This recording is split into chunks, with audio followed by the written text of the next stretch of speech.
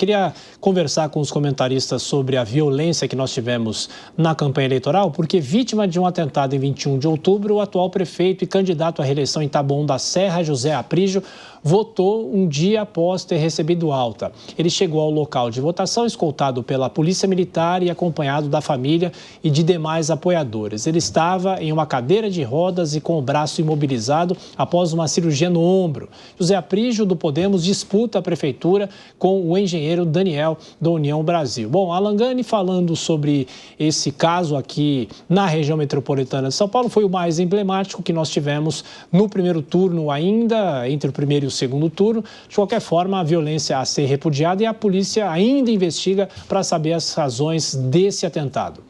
Exatamente, e é algo que acontece pelo menos, Berrache, desde o início dos anos 2000. Você teve aquele caso em Campinas, Toninho do PT, depois teve Celso Daniel, depois teve a facada no Bolsonaro. Agora, esse caso em Taboão da Serra, uma vereadora, Janaína, esqueci o sobrenome dela também, tentativa de homicídio. Então, é algo que, de uma vez por todas, as autoridades devem ter consciência de que o crime organizado, ele está em todas as esferas da sociedade, inclusive na esfera política e tomando conta da esfera política. E se nada for feito, o Brasil caminha para algo parecido como o Equador.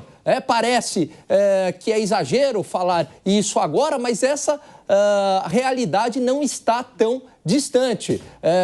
Infelizmente, as coisas começam exatamente assim, vão escalando, vão ganhando proporções, o crime organizado vai testando o seu limite e a violência política, infelizmente, acaba aumentando.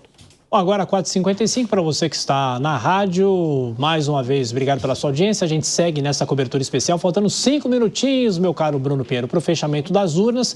E eu queria que você comentasse também sobre a violência que nós tivemos, não só aqui em São Paulo, mas também em outras partes do país, e se isso preocupa, porque essa é uma eleição municipal, claro, em que há uma questão política local, mas a gente sempre se preocupa com o que pode acontecer nas próximas eleições. A gente já comentou aqui hoje que o exemplo, ele arrasta. E nós assistimos aqui em São Paulo exatamente onde os candidatos, um agrediu o outro, e isso é uma violência explícita, uma violência ao vivo, assistida, e isso, sem dúvida alguma, ela acaba sendo replicada entre os seus eleitores, entre os seus simpatizantes. Então, acho que é necessário também um respeito entre quem está disputando uma eleição. Porque, querendo ou não, essa violência a gente viu em 2022. Isso refletindo numa festa de aniversário, num almoço, num jantar, numa comemoração, algo que chegou até a uma execução, a tirar a vida do outro.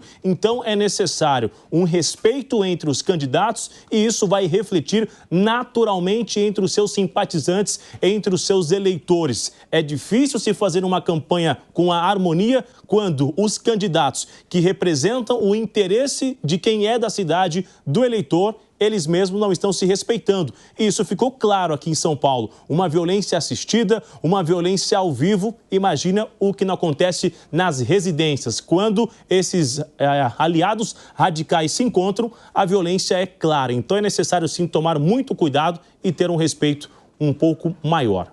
Bom, Alan Gani, faltando 3 minutos para o fechamento das urnas, eu queria que em um minutinho e meio, você fizesse um balanço e a expectativa que nós teremos, principalmente aqui para São Paulo, com a abertura das urnas. É claro que a abertura se dá um pouco depois das 5 horas da tarde, né? Porque as urnas fecham, são levadas para o Tribunal Regional Eleitoral, assim como em outras cidades do país. Aí, assim, por volta de 6 horas, um pouco depois das 6, teremos já os primeiros resultados.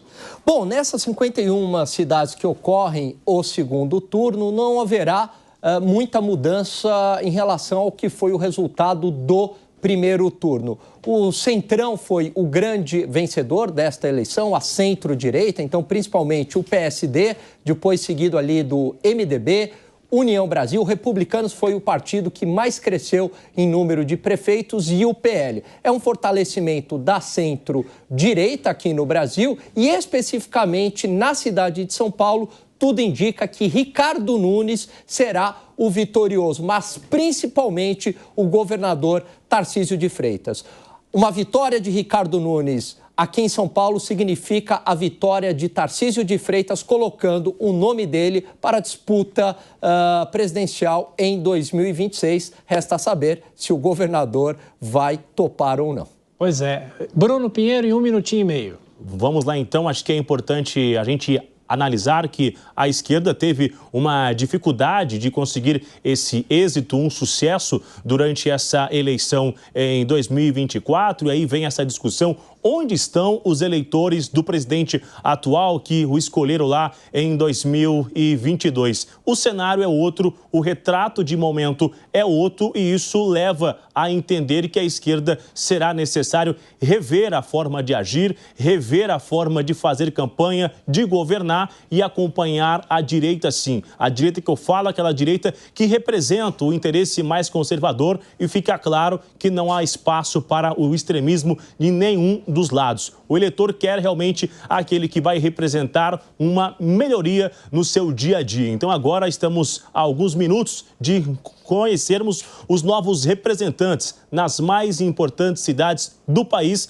e a gente espera que seja um governo de verdade, que possa mudar a vida dos seus eleitores e de quem não o escolheu também, para que possa representar o interesse de todo, viu, Tiago?